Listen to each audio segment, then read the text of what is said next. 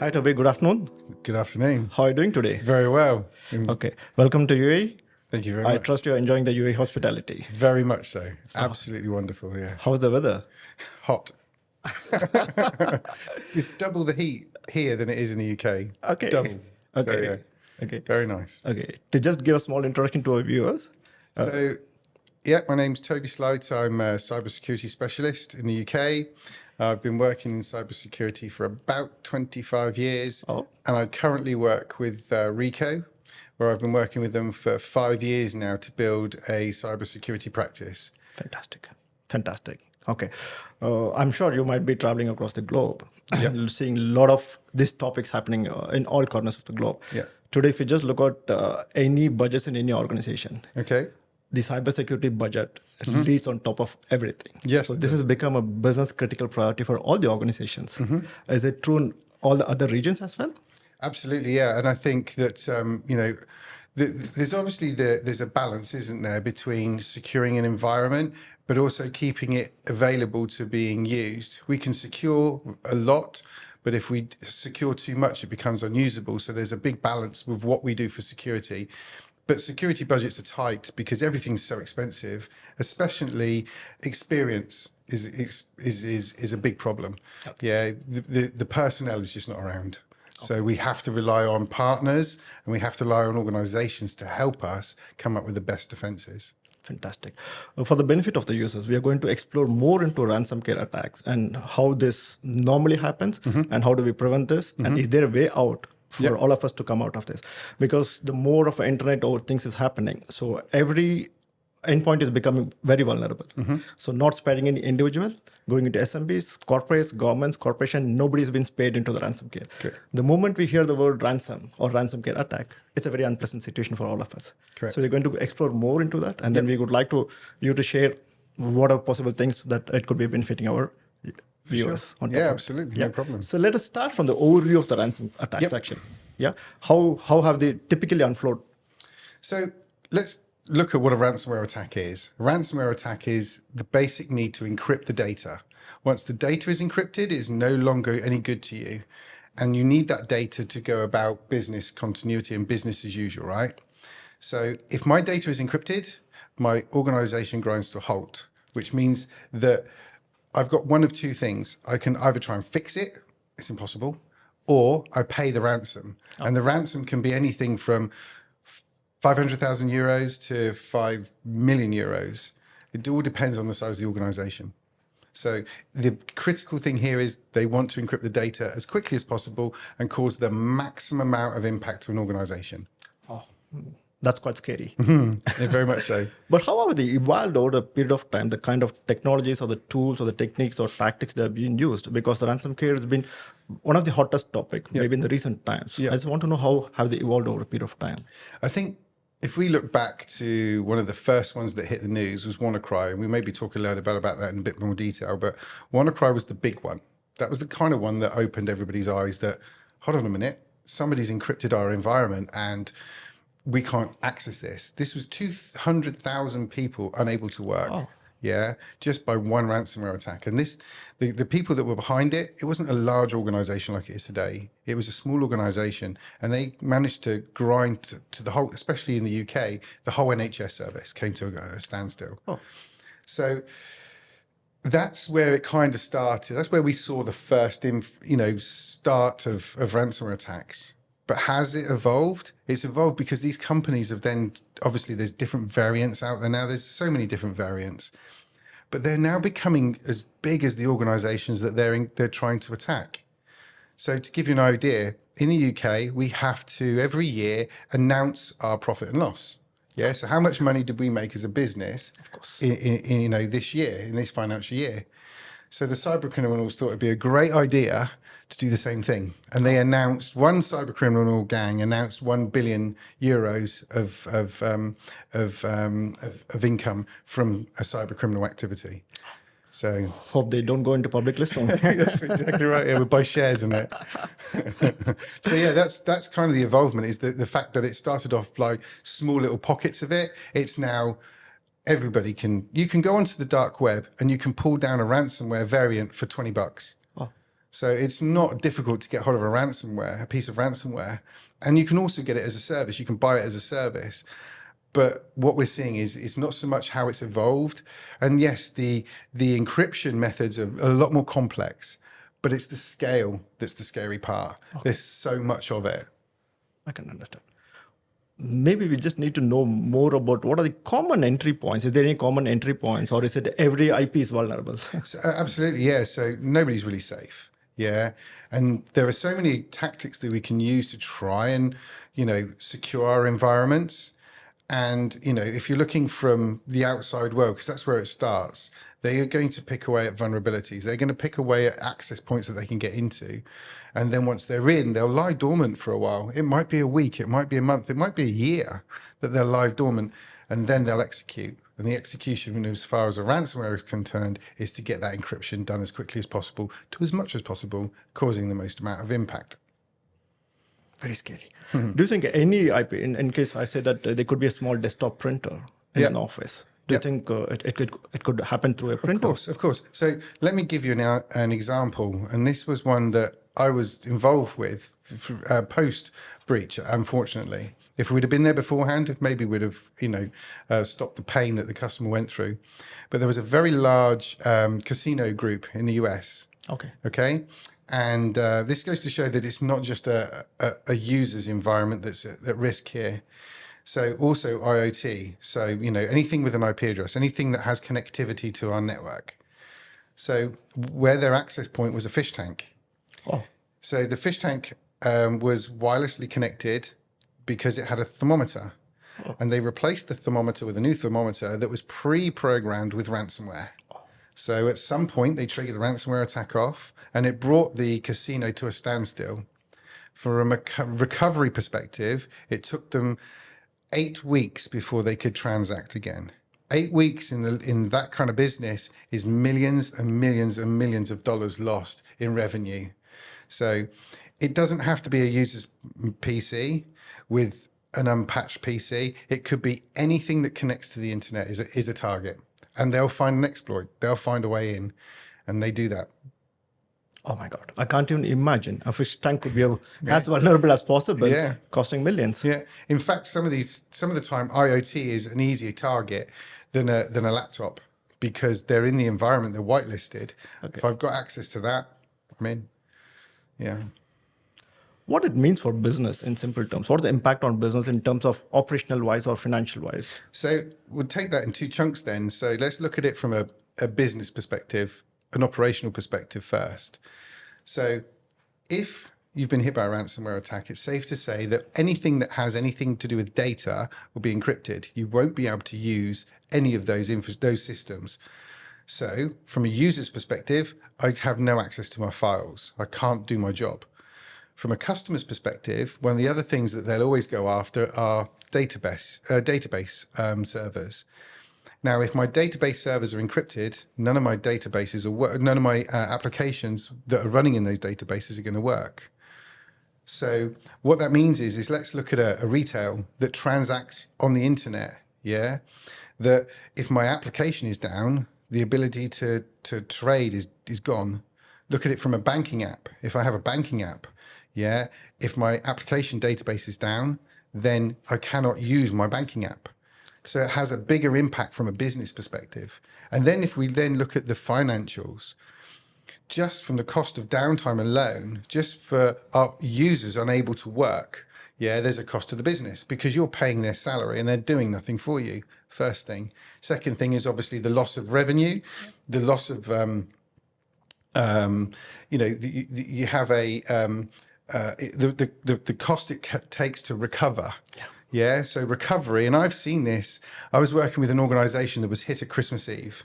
They were actually still down for 8 months. They still didn't have back a lot of their data.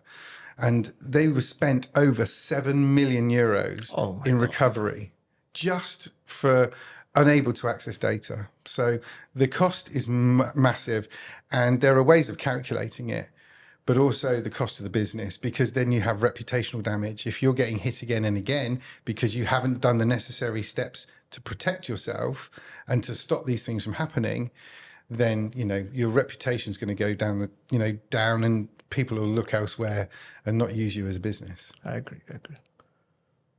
To be just listening to you, I'm just thinking deep into that. Is there any specific segment or a vertical which these hackers or somebody who tries to attack, maybe it's in healthcare or it's financial sector, or is it any automation, or it could be hospitality, where there is always a customer interaction?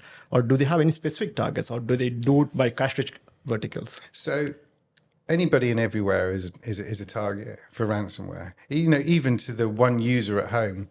We've all seen somebody being targeted from a social media perspective or a social engineering perspective, but also the large global enterprise. They're all a target. Everyone's a target because data is the most important thing to most people. What you hold of my information on a server, that's critical to me. It's critical to you as a business as well. So if that gets encrypted and you have no access to it, it's a big problem. So yes, absolutely. I don't think there's any vertical that it doesn't really affect, but there's certain verticals that it'll affect more. And I think, if we look at the top tier, I think healthcare for sure. And, we can talk about healthcare, the finance sector as well. But one that I've seen a lot of is education. And I think the reason why education is a very good thing for them is because, as I said earlier on, we don't have a lot of expertise in cybersecurity. They get used up by the bigger companies. They get bought up and employed by these larger corporates. So the smaller organizations don't have a generalist, a specific person to deal with security. They'll have a generalist inside the organization. Yeah, there may be one or two, a very small team trying to do everything: infrastructure, security, break, fix, and support. Now, with various tools, we can't continue to rely on our tools to do what we're doing, because this is the problem. Tools aren't enough. Prevention is not enough. So we need tools now that aren't admin hungry, but are more so there to capture us if we have a problem. But as what I'm saying is that no business is against it. Safer. Okay. And the more data you have on a person inside your organization, actually the more reason to attack you. Okay, but today, for all the organizations, data is asset. So obviously, when the asset is becoming bigger, you're more vulnerable for any kind of attacks. For sure, yeah. And, there's so many different attacks. And, if you look at how many attacks are happening globally for ransomware at the moment, it's ridiculous. I'll give you an idea of some of the scale of this. In 2022, we saw around 300 million ransomware attacks in the whole of 2022. 2022, this is post-pandemic. Yeah. Okay. So then in 2023, the first half of 2023, we saw more ransomware attacks in the first half of 2023 than we did the whole of 2022. Oh. Now that trajectory is staying as it is, and it's increasing at a rate, like that. Okay. To give you an idea of how many ransomware attacks are happening, one every 14 seconds we're seeing globally. Oh, it's 14 seconds. Every 14 seconds we see a ransomware globally, yeah. It's crazy, absolutely crazy amount. And how do you defend against that kind of constant, pressure to maintain an environment safety and data safety? Okay. I'm just taking you one step behind, actually. When you say that from 2022 and 2023, there has been a steep hype on the kind of attacks. Is it because of the pandemic and then we all moved into a digital platform? Is that a reason where more and more people are exposed? I think the pandemic really did help, create a stir, because if you think post-pandemic, we were very much a static organization. Everybody was working from the office. We had desktops rather than laptops. If you think about it like that, it was very static. You had your own desk. You were in the office, you worked, you went home, in general terms. Then pandemic hit. Yeah. And if you think about that, everyone was sent home. Nobody is to come in the office. Everybody's sent home. Everybody's working environment then went home. So we're using broadband, not a secure data link. You're using username credentials to gain access to, Teams or your email, because you didn't have to go through the domain. So unsecure, working from home, being agile, to an environment that is pretty open. So we started to see the influx again of more and more of these type of attacks happening. look at it now, we've got this hybrid. You know, in the UK and in you know, a lot of the European countries, I've noticed that I've been visiting, is that they have a kind of hybrid. Monday and Friday work from home, but Tuesday, Wednesday, Thursday come into the office. But you don't have your own desk anymore. There's a lot of hot desking. There's a lot of that going on. So it's very difficult to secure, very, very difficult to secure that kind of environment.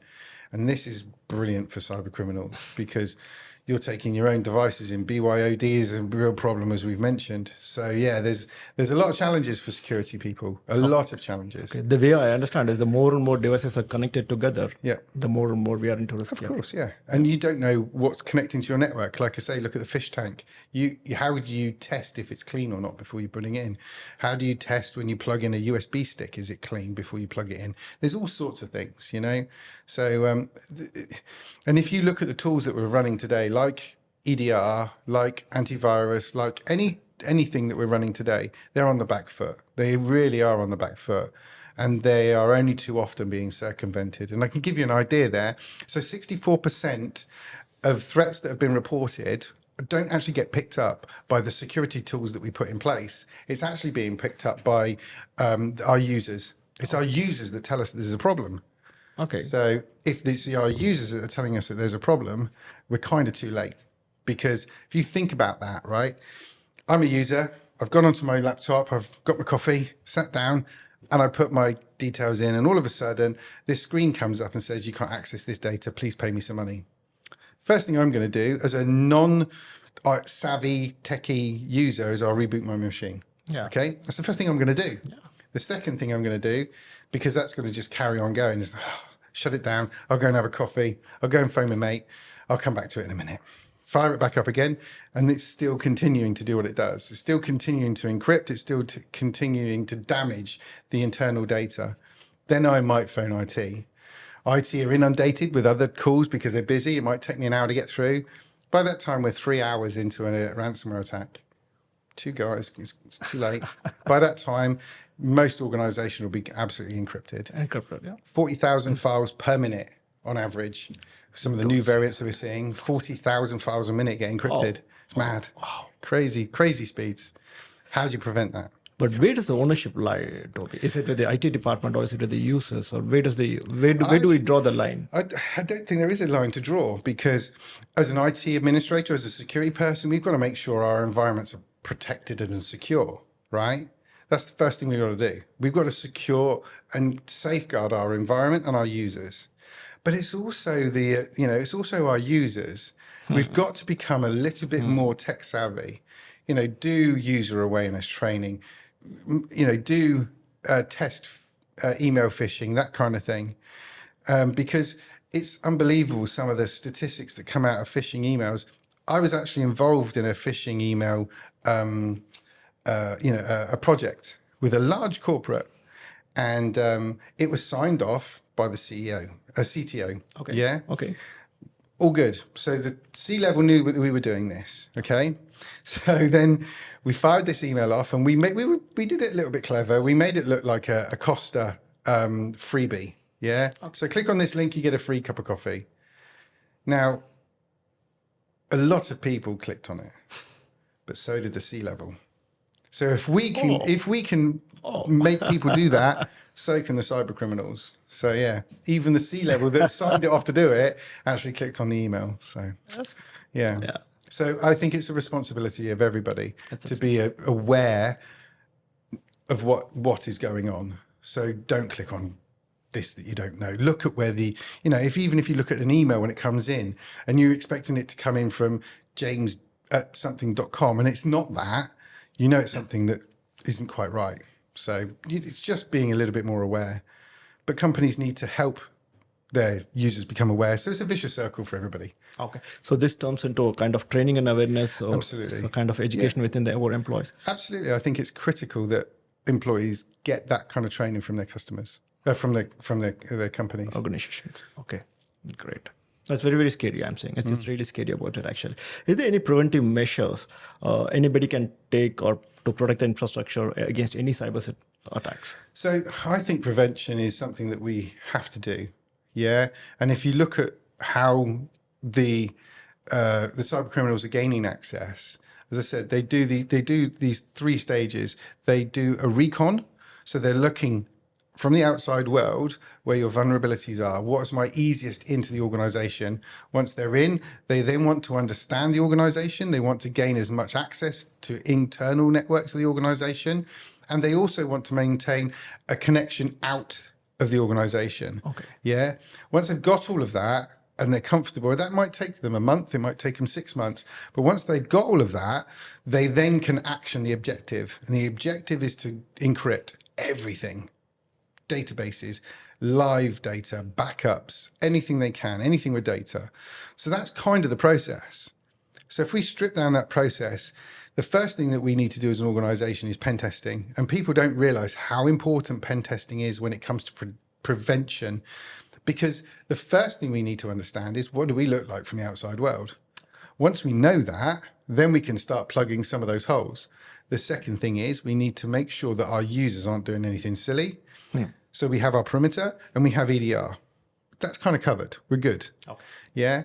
In the middle of that, we need to protect our servers. So we need to have security on the servers. And there's many ways of we can do that. And one of the things, even with cybersecurity insurance policies now, they're saying that you have to secure your server environment for a policy to be, whether it brings the premium down or whether it gets a tick by it, there is, the need to secure that server farm. And then, as we know, it's still going to get through. Yeah, we're still going to see breaches, even by doing that, because we're doing that today. Okay. So we're still seeing 64% of those breaches being picked up by none of the stuff that we've just done. So we need that what if. We need a containment solution against ransomware. So if everything else fails, we've got something that will pick it up. Okay, that's the last line of defense. Last line of defense, absolutely. And, containment is something that isn't massively available or adopted, but it's definitely something that I think we'll see a lot of pull towards in the future, because ransomware is becoming such a big problem for everybody.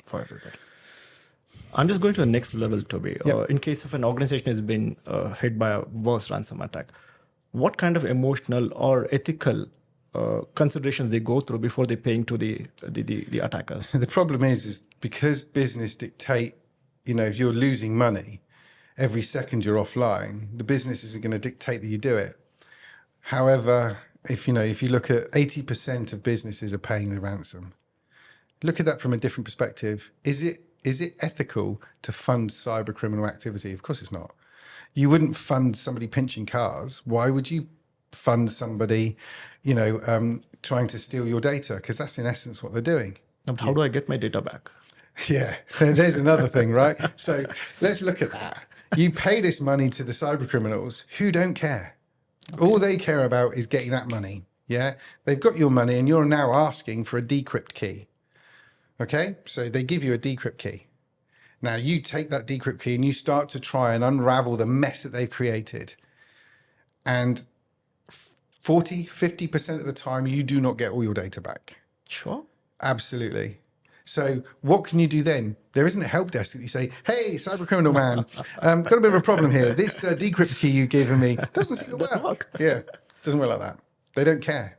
And they'll wait there because you've probably spent so much time running around trying to fix the encryption, you've forgotten how they got in. So you haven't plugged that gap. So then they'll sit there lying dormant and waiting 6 months, 12 months. And they think, right, it's time. Hit you again. You got to go through the whole rigmarole again. And this is the problem with prevention. It gets circumvented too much. So we do need a last line of defense. Okay, you mean to say that once an organization has been attacked, there's a high possibility there might be a reputation. Oh, 100%. I worked with a school, just a very small school in the UK. Yeah. We had a phone call from them saying he'd been hit. Okay, no problem. So we looked into the issues, and vulnerabilities were there and all that kind of stuff. And again, students, they like to play around. They like to look at things they shouldn't be looking at. And, they got hit. Okay. So they plugged the gaps that they thought they were hitting, and they were putting in certain controls on laptops and all that kind of stuff. But because they were already inside the environment, they got hit again. They got hit, I think, something like 4 or 5 times, and they paid the ransom every single time. They were in the news with it. You know, it was a real big breach because every time they got hit, they sent the students home. They couldn't work. So, yeah, absolutely. You are more likely to be hit again and again and again until you do one or two things. One is run out of money. And I've seen that. I've seen companies go bankrupt because of ransomware attacks. Or you put in a last line of defense. No, but it hurts after paying a whole lot of ransom. I don't get my data back. Yeah. Oh, well, exactly. Yeah. So why not try and do something that stops that from happening? Okay. You know, why not have something there that will, you know, protect that data, you know, not just protect them coming in, because it doesn't matter how you get in. They're going to get in. They'll find a way in. If they want to get in, they'll get in. And one of the things we always say in security, it's not when you get hit. It's not if you get hit, it's when you get hit. Yeah, because invariably something's going to happen. So having something there as a last line of defense is critical nowadays. It really is, because as I said, we're on the back foot from a security perspective. All the tools that we're putting in place, they're on the back foot. They're just reactive. Oh. Okay. Being one of the business leaders, normally we do a kind of strategy planning, looking at what kind of business do we do and what kind of risks we have and how do we mitigate the risk, what's the backup plans kind of thing. Is there a way out to mitigate the risk when it comes to cyber attacks? No, there really isn't. You know, from a prevention perspective, you can keep putting more tools in place, and, you know, security is done today in different pockets, and we'll have endpoint security. So we'll put an endpoint tool in. We'll have network security. So we'll put the firewalls in place, and we'll put, you know, email scanners and web gateways. We'll put those in place. And we have all these different onion layer to security. It's how we do it today. All organizations do the same thing. We have to continue to do that. But I think the way that we mitigate that risk is having that capture plan. That last line of defense is critical to having something there that when all this fails, my data is still protected. Because that is the key thing, is protecting that data. That's the key part of anybody's business, is the data, because that is what the cyber criminals want. They don't want a laptop or a server access. They want the data. They want to encrypt it. No, it's very, very scary, I'm saying. But how does the future look to be? Because what is the future trend? So trends in security. So we're definitely moving into a zero trust, right? And what I mean by that is that if I don't know what it is, I'm going to block you. Yeah, zero trust is a trend that we're all moving into. Okay. However, that comes with challenges, because zero trust could also mean problems for business continuity. But I also think containment is definitely there as part of one of those things that we'll see more of it, maybe not for ransomware, you know, with other tools, but I think containment is a way forward for organizations to be protected and safeguard against future, because that's just the thing, right? If you think about it from an EDR tool or an antivirus tool, they've got to have seen it. They've got to have known about it. They've got to know what the signature looks like, the behavior of that threat looks like, the patterns. They need to know a lot of information before they can secure against it. With containment, we don't need to know about it. Okay. We can see when the bad stuff happens, and we can then isolate and act based on what we're seeing, not just waiting and guessing. And that's kind of what it is at the moment, because there's so many different variants that come out. And go back to what I said about EDR and trying to prevent against it. You know, if you have an app or a device that hasn't got an EDR tool on it, how do you protect that? But also, if you look at the way that ransomware evolves, is that you have the variant, yeah, and then what happens is the EDR companies like Sophos, like CrowdStrike, they'll have a patch for that version, let's say. They'll understand that version, they'll be able to block it or stop it from happening. All the cyber criminals got to do is change that code a little bit, and it's a whole new variant, and they start that whole race again. Yeah, so that's, again, how do you prevent that? You can't. You need containment. Containment is the way. We heard enough about containment solutions, and then we definitely agree the containment solution is the problem, which will be the last line of defense for today's cybersecurity attacks. Can you explain more in detail about the RansomCare product as it is? For sure. So Ricoh RansomCare, powered by Bullwall, is a last line of defense against the ransomware attack. So what it's there to do is, when everything else fails, as I said, is there to contain the ransomware attack. And it does it very simply. It's a completely agentless solution, so it's very quick to deploy. And it doesn't matter whether it's a known ransomware variant or an unknown ransom variant. It's looking for the purpose of the ransomware attack to then start its containment process. Very quick and easy, and to date never been breached. So it's a very easy to install, very quick to get up and running, and very quick to be protected around that data protection from ransomware. Okay, what happens to an IT manager says that he's already been protected with the AV, the current antivirus, or maybe the firewalls? Does it replace the existing system, or how does it work? Absolutely not. So we're not looking to replace anything with this tool. This tool is there as that last line of defense. So, and we will work in conjunction with everything that you have there, be giving them more information about the breaches. Okay. Making sure that we're working together, the tools are working how they should be, but they're to capture it as well. So no, we don't replace anything, and we just sit there listening for changes in the environment. And when we see a change in the environment, we can react. Okay, so this is a complement to the existing system. Absolutely correct. This is an additional layer for any kind of vulnerability. Absolutely correct, yeah. Oh, perfect. So what is the process the customer has to go through in case if I'm the customer? So if I want to put the last line of defense, add one more layer to my IT security protocols, what do I need? So the first thing we do is we'll show you a demo, and during the demo we'll show you actually live ransomware attacks happening. And then we can actually test your environment. We can show inside your environment a ransomware attack happening. Okay. Yeah. So that is more than enough to articulate what we do, articulate the differences between prevention, which is what every organization is doing today, and what we're adding, which is that last line of defense, that additional layer that's missing. That's how the process works. And, the Middle East is a new market for us, and we're working with partners like Corporate Connection to penetrate into that market and show customers that are having sleepless nights around ransomware that there is another way to prevent these kind of attacks. So, yeah.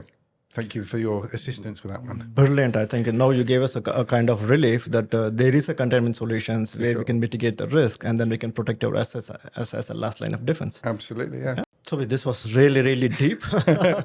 And thank you for sharing all your insights. And this was really knowledgeable for all of our viewers. No problem. And this was really, really insightful. And thanks for your time. No, it's been a pleasure. And thank you again for having me. Thank you. It's our pleasure. Thank you. Ricoh.